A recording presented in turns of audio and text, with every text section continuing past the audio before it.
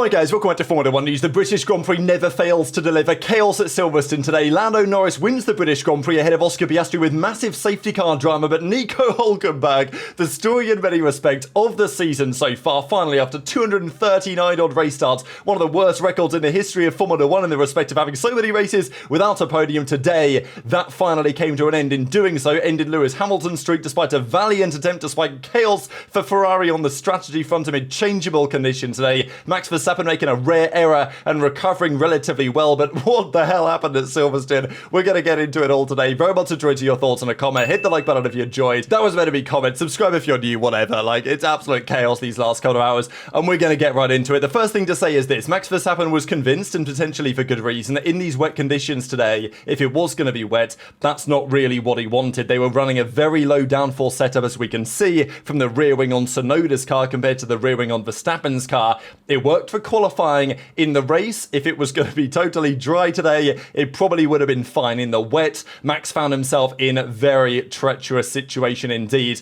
And to be honest, there's no time to waste. We're going to get into it. It was chaos in F3 and F2 today.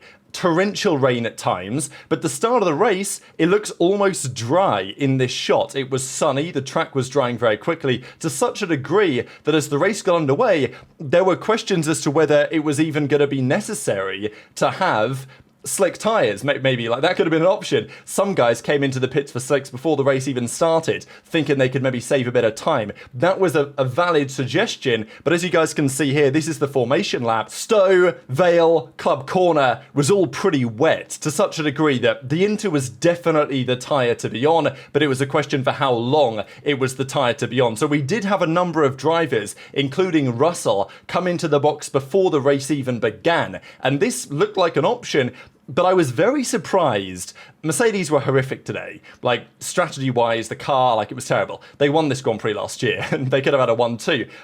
12 months on, it's been a nightmare, and I think Max will be taking a look and saying, is that really the team I want to join? I don't know. But they put Russell on the hards, which to me was a very confusing decision. Even if slicks was the wrong idea full stop, there was rain coming. Everyone knew lap 15, lap 17, lap 20, it was probably going to rain again. So going for the hards didn't make much sense when they were going to have to go to the Inters anyway. I thought if you want to go slicks, the medium's the tyre to go to. Mercedes didn't do that, and as the race gets underway, it was complete chaos. The guys on the slicks were losing 5 seconds a sector, like it was bad. And it's interesting that you look at the track and sometimes you think it looks kind of dry, but actually the Inters were the majority of the race today, the fastest tyre. So this was at the front of the grid. You can't even see Max in this shot because Max got a great start. We had a big battle at the start between Hamilton and Lando Norris. Lando was struggling for a bit of confidence in the first couple of laps. He gave it a really good go, Hamilton, around the inside of Stowe. Norris just about holds on, but actually loses tons of time in that battle to Piastri, who was making it work with Max.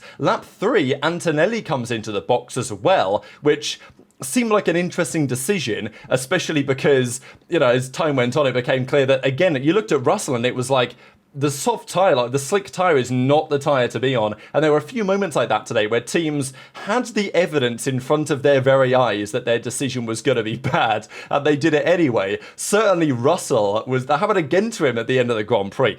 This was lap 1, this is Max, Piastri, Norris. Very, very nearly could have been a race-ending instance here. Like if, let's say, Lando gets a puncture here, it's a very, very different story indeed.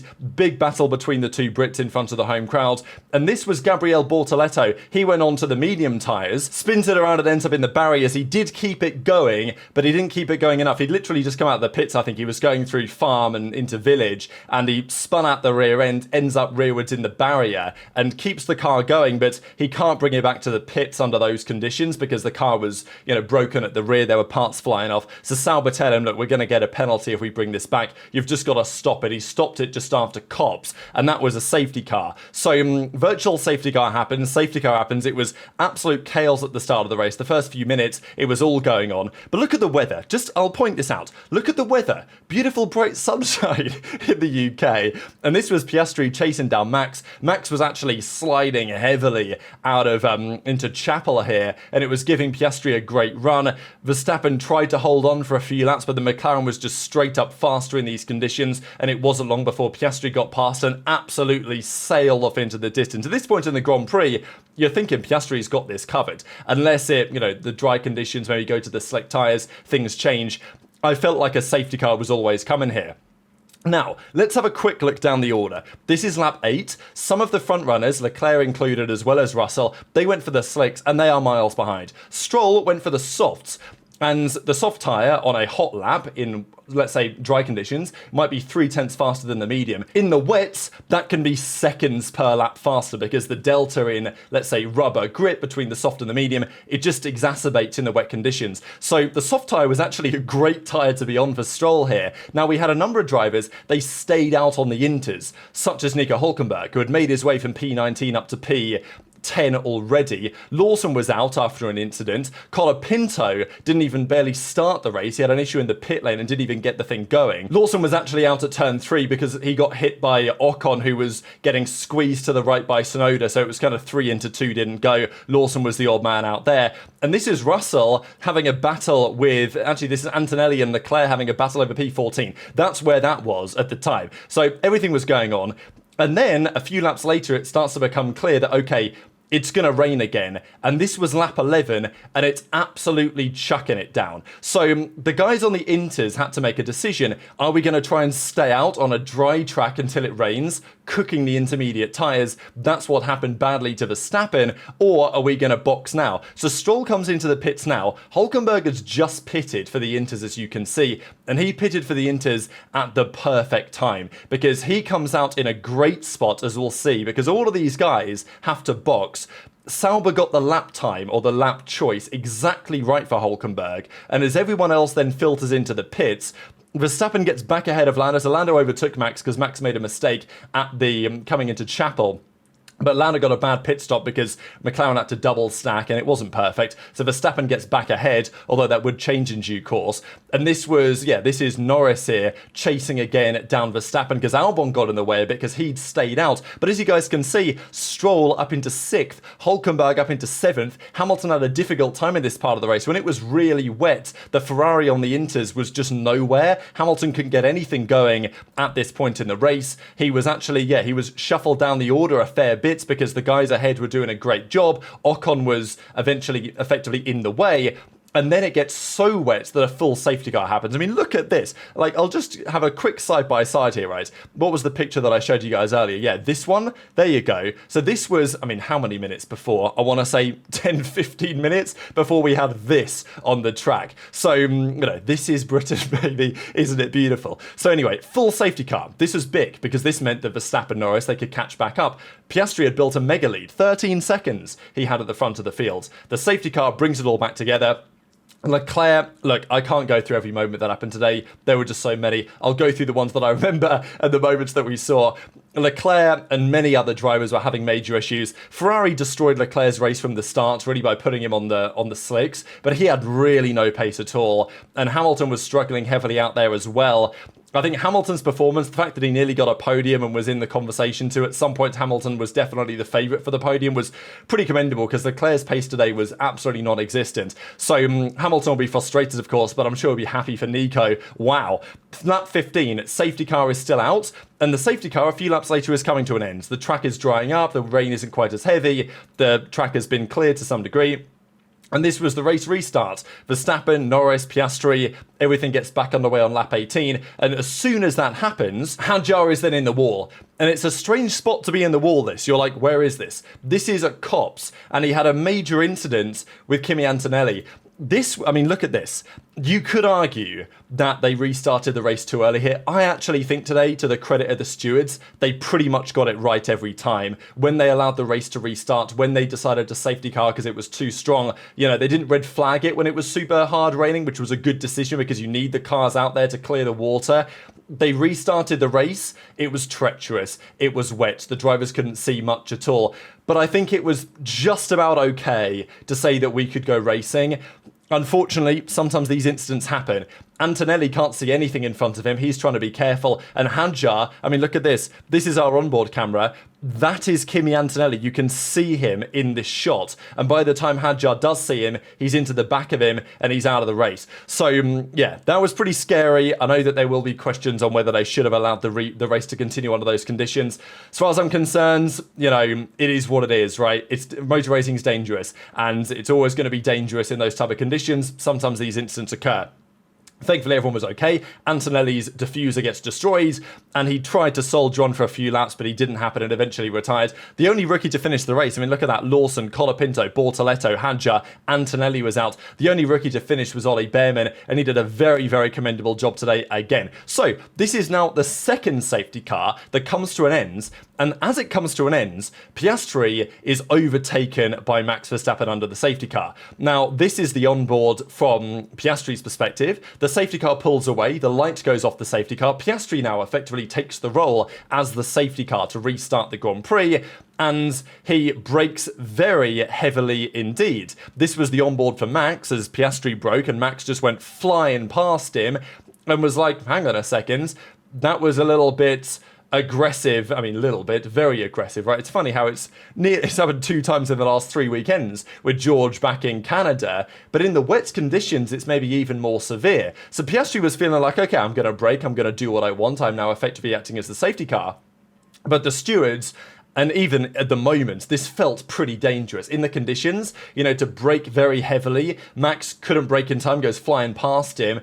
This was a controversial one. Now, the race gets back underway, and as soon as the race does get back underway, Verstappen is shuffled down to P10 because he had this incident coming out of Stowe. Again, lack of rear grip because of the compound, let's say because of the rear wing that he's running at the back. It's just so rare to see Max make it. I mean, he's made this mistake before. You guys remember when he did that spin in qualifying a couple of years back. But in this incident, Max is in the position to, podium, scupper Lando's race.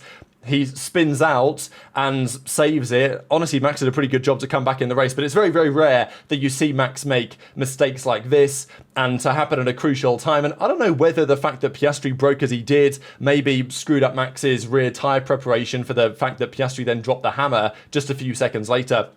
When Max makes the big mistake, you don't see this very often, spins out, puts himself down at P10, and then Piastri's under investigation. Now, this is what the stewards found. Piastri broke with 60 psi. Now, I think George broke with 30 psi, and that was considered to be not extreme enough to warrant anything back in Canada.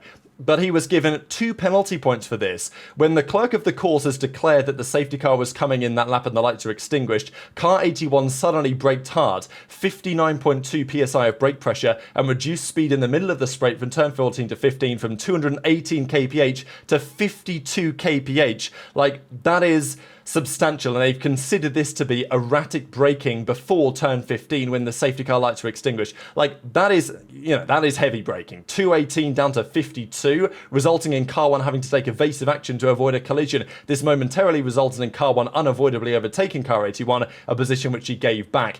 They require the car 81 to proceed at a pace which involved no erratic braking or any other manoeuvre which is likely to endanger other drivers from the point at which the lights on the safety car are turned off. So they consider this to be like, look, yeah, sure, Piastri, you're now acting as the safety car, you're leading the race, you can do what you like, as long as that's not erratic, as long as it doesn't endanger any other car. Now, there is the potential right to appeal this, and I'm sure Piastri has some thoughts on that, as we'll get to in the coming minutes, but what they say is that car 81 clearly breached the article and therefore it was a 10-second penalty. This was crucial in the state of the Grand Prix. The race gets back underway. Piastri is now given a penalty, and let's just have a quick look at the running order. Tsunoda hit Bearman. I mean, again, Yuki was last of the classified finishes, had a bit of a torrid time today.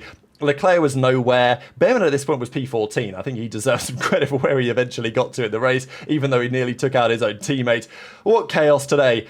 Stroll a P3. So after all the chaos and the dust has settled here, the guys that pit on the perfect lap for the Inters on the second time, they took advantage. Verstappen was fuming because his car in these conditions was just not good enough. I was expecting maybe, wet conditions today. Even if Max, the car isn't ideal for the wet conditions, maybe he can still make hay while the sun shines, or even when it doesn't shine. This was Hamilton trying to get a move on Gasly, though, because at this point in the race, Russell overtook Hamilton, then Hamilton got him back with a nice move after he tried to get Gasly.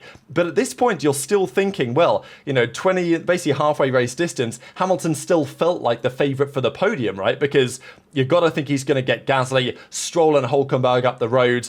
But let's not forget what happened on the last lap back in Spain when Hulkenberg actually magically had a car underneath him all of a sudden on the fresh soft tyres, overtook Hamilton. And this story for Sauber is genuinely Apex GP type stuff. Like, they were, in Bahrain testing this year, considered the worst car by a country mile. For them to come home and get a podium behind the two McLarens is unbelievable stuff. And if Piastri and Norris magically took each other out, who knows what could have happened. Max wasn't happy. He says, the car's so slow, it's terrible, it's unbelievable, impossible to drive. This was Hamilton making a very opportunistic pass on Gasly, and actually a critical one, because Russell got stuck behind Gasly for ages, and Hamilton made a crucial move at a crucial time. Then we had a battle for the podium place. Stroll versus Hulkenberg. And when DRS was active, it started to dry up out there. Then we saw the move happen. Hulkenberg got through into third place, and Norris was closing in on Piastri. I think this is critical to note. Piastri looked like he was going to win this Grand Prix, but in the intermediate stint here and at the end of the race, Norris was straight up faster. So when Piastri came on the radio at the end of the race and said, hey, if you guys think this penalty is unfair, we should be asking Lando to swap positions, I thought that was very optimistic from Piastri, but also very indicative of how hard he is willing to fight for this championship. I'll just say it now before I forget, because plenty else happens. Piastri's interview at the end of the Grand Prix, he was furious about this. He doesn't think, at least at the time, he doesn't feel like he's fair. Maybe he'll look back at it in hindsight with a different opinion, but I really like that. Piastri was so annoyed that this happened in the way that it did, and that's great, because as far as I'm concerned, I want the drivers to be annoyed when they don't win a race, especially when it feels like it got taken away from him. So Piastri, he really struck me in that interview as a winner. Like, I think Piastri's a real winner, and that's going to make him a hard force to stop. And today, he probably would have won, if not for this incident. But when the pace was compared head-to-head, Lando was the faster of the two in this stint and in the next. This is Hamilton getting past Stroll, only Hulkenberg up the road, and only a couple of seconds behind. This was Leclerc, by the way, increasingly desperate to get anything done, sends one down the inside of Albon into the loop, and does the same thing to Sainz again a few laps later. At this point in the race, you've got, 15 laps left to go. It's the two McLarens are going to win, Norris and Piastri, after the penalties applied in the pit stop. Hamilton's only 1.2 behind Hulkenberg at this point. He is clearly the favourite to go on to get the podium place in this race. And Hamilton closed in heavily, but his Inter seemed a bit cooked, fighting Gasly hard, fighting Stroll hard, and then fighting Hulkenberg for a bit. Hamilton's intermediate tyres were wearing thin, and Hulkenberg was able to hold on and did an incredible job defending when it mattered, and then controlling his pace. Russell then comes in and says, how brave do you want to be? And his engineer tells him, look, George, let's not be suicidal here. But then they did it anyway. Alonso did it anyway. He comes out and had no grip on the mediums. So the track at this point was just very greasy. And this is George Russell coming through Maggots and Beckett and having a huge moment in Maggots, loses the car, does a full 720 and comes out back on Chapel. And Russell recognised, okay, that maybe wasn't the right decision. So they pitted too early. The Russell decision to me was very, very confusing because George pitted after Alonso pitted. Alonso came into the pits on the mediums. And again, I don't know what Mercedes were cooking today. Alonso comes in on the mediums, has no grip. Russell comes in the next lap and pits for hards and expects that to work. Like, in the cockpit for Russell, sure, you want to try something to try and win. But Mercedes should have known full well. I don't know why they pitted him for hards, first of all. The soft was easily a tyre they could have gone for, or even the mediums. Or maybe they had none left, I don't know. But pitting him for the hards then, they literally told him they weren't going to be suicidal. And then they basically just made a suicidal decision. I was very confused what Mercedes were cooking.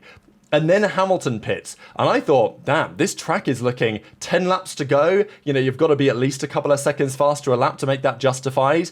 It was touch and go whether boxing was even necessary. And if not for this moment, Hamilton comes out of the pits, tries to, you know, get some warmth into the tyre coming into Village and into the loop section, loses the car, goes off the track, loses a few seconds. Leclerc overtakes him, but of course Leclerc boxes the next lap anyway.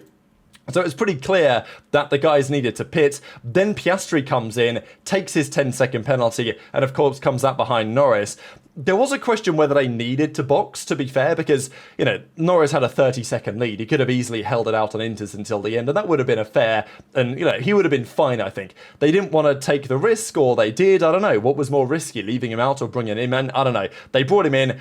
They let their two guys fight it out on track. That's what they did. And it was an entertaining race conclusion as ever. This was Behrman and Ocon. Now, it wasn't really totally Behrman's fault because Ocon had to take evasive action because of the car in front. Behrman then had a big lockup. They crashed into one another.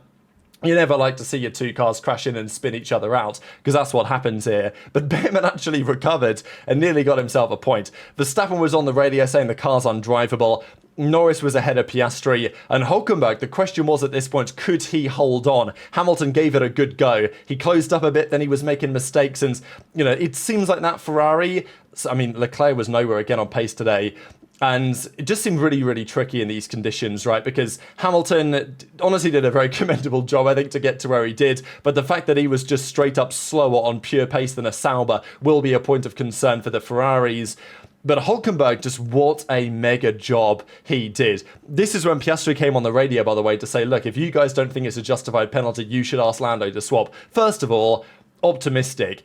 But if, imagine that McLaren say, you know what, yeah, you're right, we don't think it was a fair penalty, which, let's be real, that I don't think they're going to get far appealing this, even if they try. Are you going to come on the phone to Lando and say, yeah, Lando, we want you to swap the positions back? And even if you did, not in a million years am I doing that if I'm Lando. Sure, Hungary last year, whatever, weren't really fighting for the championship, at least the drivers. This year, if Lando was asked to do that and he did, get this guy off the grid. You know what I mean? This guy's got nothing in Formula 1, in my opinion. And, that wouldn't happen. That didn't happen. McLaren made the sensible decision at the time. And this was Lando Norris coming home to win the Grand Prix a few laps later. The big story, and Stroll got done by the two, the guys behind him in the end. Stroll, honestly, we did talk about him. In wet conditions, this guy goes God mode. And again, they got it right today. In the end, his soft tyres were just completely dying on him. Verstappen got through, and despite Max being stuck in a mega train, for him to get 5th today for Max was, still pretty respectable how he made the comeback. But the story of the day, the story of the year, Nico Hulkenberg, after 239 race starts, finally gets a podium. You never thought you'd see the day, certainly not in a Sauber. But today, the conditions, the driving, the execution, everything went his way. And just what a result. What a result. Silverstone never fails. Piastri was not happy. And I like this from Piastri, right? Because as much as he's very icy and calm and cool and never loses his head exactly, he does say some strong words. And as I say, Piastri really struck me as a winner today. That's one of the things I took away, which I enjoyed about this. As he says, I'm not going to say much, harnessing Jose Mourinho, who's been here this weekend as well, and says, I'll get myself in trouble. So Norris wins, gains another 7 points in the championship. Huge for Lando, right? I mean, at the end of the day, say Lando's a bottler, this, that, and the other. And yeah, there's some evidence. But this season, he's won Monaco and he's won Silverstone. That is a good start. And we are halfway through the season, and this season is looking as enticing as ever. Obviously frustrating for Hamilton, not closing out the Grand Prix. Leclerc says, that was so bad, I'm at a loss for words, and a couple of other comments that I've just seen pop up as well. Max goes, life goes on, and Red Bull off somewhere else? I don't want to talk about that. So again, right, Jose Mourinho turns up in the Ferrari garage and all of a sudden we've got Piastri and Max talking like this. Max even says, I expected it to be a hard race, not this hard. But what can I do? We're not fighting for the championship anyway, so what does it matter? So yeah, very interesting words there. And Hamilton, yeah, he would have loved to come home with the podium today. I'm sure he's going to be happy for Nico on some level. I mean, he was on the podium here around, Silverstone 12 times in a row, and it was all so close to happening today. The McLarens, of course, were just way too strong all day. But as Hamilton said, so much opportunity today that was missed. And he made his own fair share of mistakes too. Maybe Ferrari could have handled it better as well from a strategy perspective. Certainly better than they did with Leclerc. And, we'll continue to push. Pretty bad overall, he says. So they got the job done as best as they can, but wow, what a day. I don't know how, 26 minutes I've been going for here. I'm probably going to shorten that down a little bit, but what a Grand Prix, and what a Grand Prix to get us to the midway point of the season. Lots to discuss over the coming days as ever. Very much intrigued to your thoughts in the comments. Hit the like button if you enjoyed. Subscribe if you're new. Take care, and I'll see you next time.